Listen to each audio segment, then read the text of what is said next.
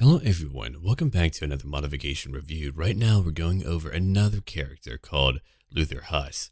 Now, to let you know a little bit about him, he's also known as the Prophet of Sigmar and is a very well-known warrior priest in the cult of Sigmar. There's a novel, but most of my lore will come from the army book.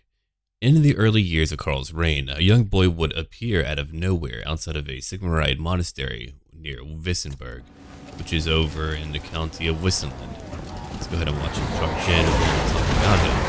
It's pretty powerful.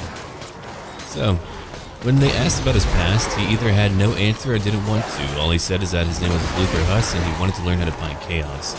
After many years of training and study, he grew into a talented, strong priest. He would leave the monastery wanting to take the fight to chaos, and he walked around the empire, preaching the word of Sigmar and looking for a fight against chaos. In Weizmann, which is a small town in Midland at the edge of the Dracwald Forest, Luthor would discover that a herd of beastmen attacked and were going to return. They're here now. He stood with the townspeople and drove the beastmen back, killing several of them. He followed them into the woods and many thought he was dead. But he returned in 3 days covered in blood, holding the beastman's shaman's head. He did rise quickly through the ranks of the church and was chosen to join a delegation sent to the Sigmarite Council over in Altdorf. Luthor was troubled by what he saw. He saw that these priests were more concerned with political power instead of fighting chaos. Look at him right now, with the townspeople now moving in to finally help. These are the men of Midland. I figured we could have a nice little town battle like we're looking at right now, just to kind of simulate the battle that he fought over in Weizmann. There is a Bray shaman here too, somewhere. We'll have to find that. So here he is right now. We'll go look at his abilities in just a brief moment after I use them all. That should help everyone. He's killed nearly 50. And there we go. The light of Sigmar is now imbued into every nearby beastman. Now, most people would sit down and hush up. They would go, you know what? These are my superiors. No matter what, I better respect them. Not Luthor Huss. He said, look, all of you are a bunch of fools. I don't know what he actually said, but he did denounce them and said that they are petty for what they are doing. So his superiors told him, you need to apologize. You're making us look bad. Really, really bad. We trusted you to go here. He said, no, I'm not going to do that. And instead, he picked up his hymnal, his warhammer, and he left Altdorf. And he would become a holy punisher, taking out corrupt priests and hunting down any who consort with dark powers. It's rumored that he killed several priests in Altdorf who were harboring chaos cultists.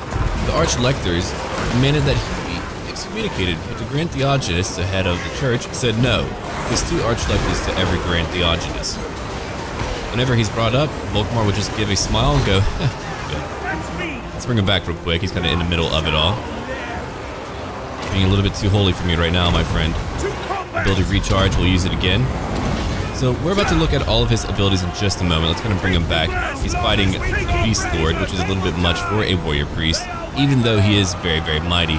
If you go look at him right now, 50 armor, which is not very high, 80 leadership, a speed of 34, a melee attack right now of 86 due to abilities and everything else. He's got a chance to inflict flaming damage and magical damage too, which is pretty darn good. Again, we're just trying to bring him back so that he's not having to fight a Beast Lord all on his own. Let's go look at the other parts of the town. So we have Beastmen all over. He'll have to support the soldiers nearby. Let's go ahead and just bring him back real quick. We'll have him go to the other side. Okay, so beyond that, let's go look at what he has.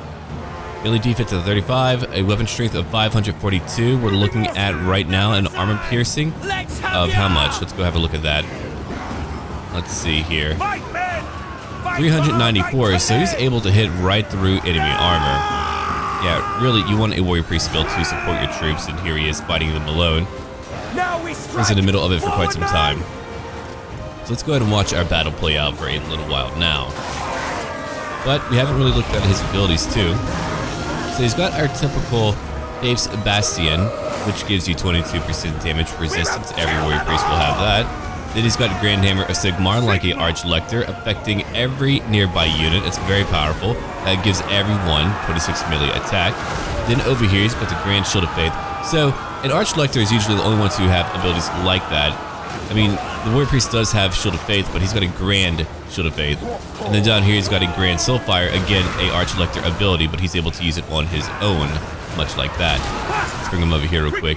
So right now, we're also looking at Unbending Righteousness, which gives him and nearby allies 16 leadership and makes him immune to psychology, which is is actually one of his tabletop abilities. That's why I usually like to add in this modification.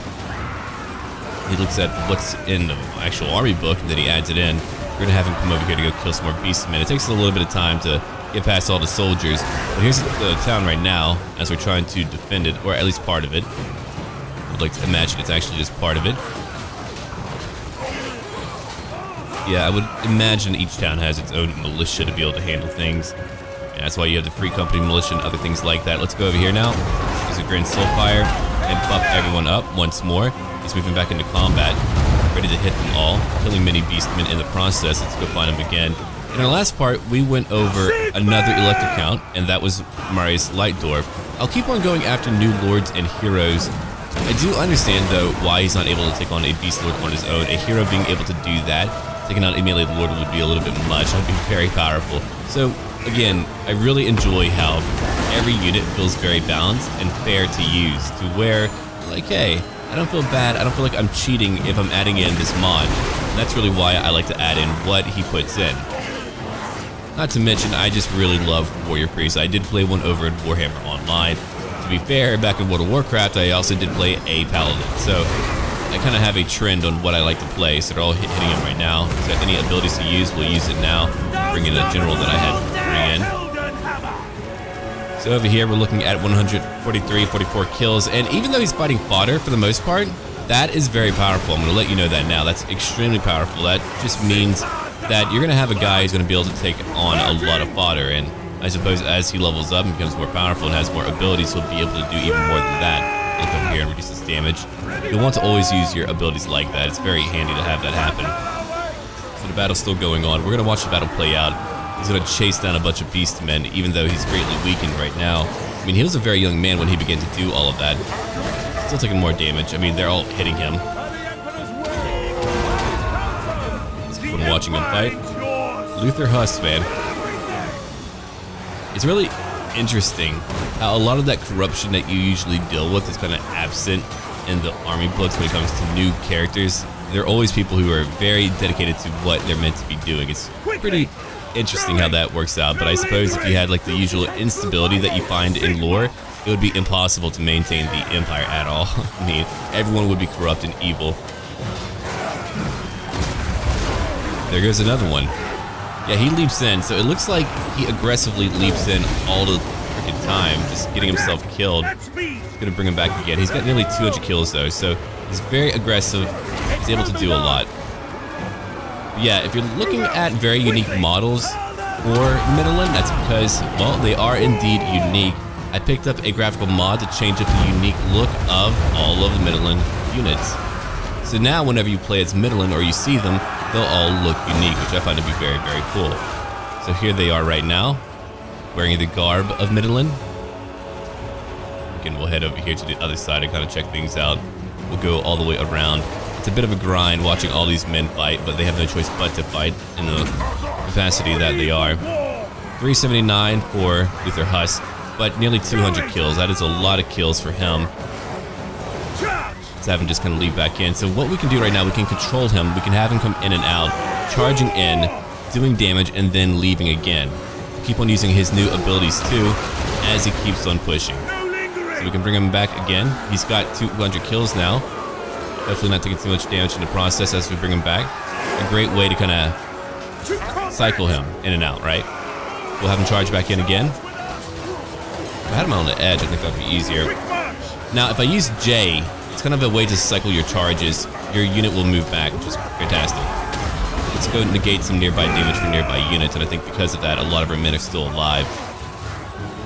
I always find it very interesting how in like cinematic depictions, warrior priests are always getting the tar kicked out of them.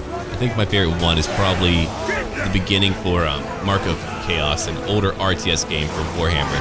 And that cinematic is so darn cool. They knew how to make a really cool cinematic. Okay. So the battle's continuing to go on now. We've got our leaders out there all fighting. Luthor Huss has 200 kills. And it looks like they have yet to break. I mean, they're still fighting here. They're still doing much more than I thought they would be doing. That Beast Lord over here is taking a lot of damage. Let's imbue our soldiers with more leadership.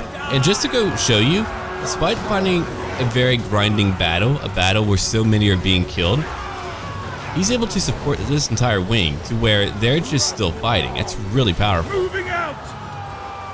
So we're gonna have him come over here. Attack.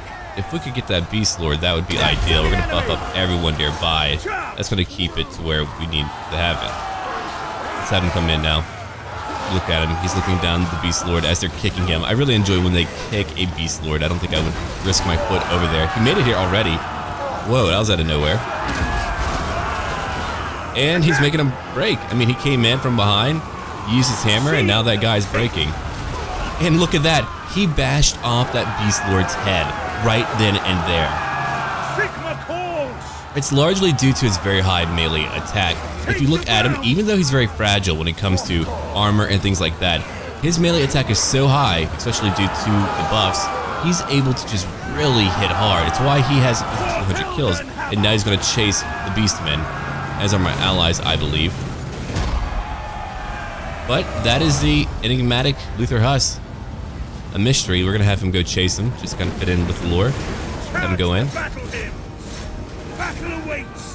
Let's go ahead and look at him directly like that as he follows them. And unlike lore, the men of Weisman will follow him. I don't know if they'll do it for 3 days. I don't think they need to, but there they go. They're all surrounded right now. Yeah, it is kind of hard to move in whenever you have that many people charging out too. Anyway, I do hope that all of you enjoyed that modification review. It was a lot of fun to cover, and there will be more in the future as we have more characters to go over. So do leave a like and comment down below, and do check out my playlist where I have many more other reviews that are not only mods, but also, well, lore overviews too, so that you can learn more about the characters in the game. Now, not only that, I'm going to go ahead and let you know, I do have a link to the modification that I am using for Middenland. So if you do want your own unique variation of Middenland, well, here you go, as all these guys charge in. It's pretty darn cool. Look forward to more content, and as always, until then.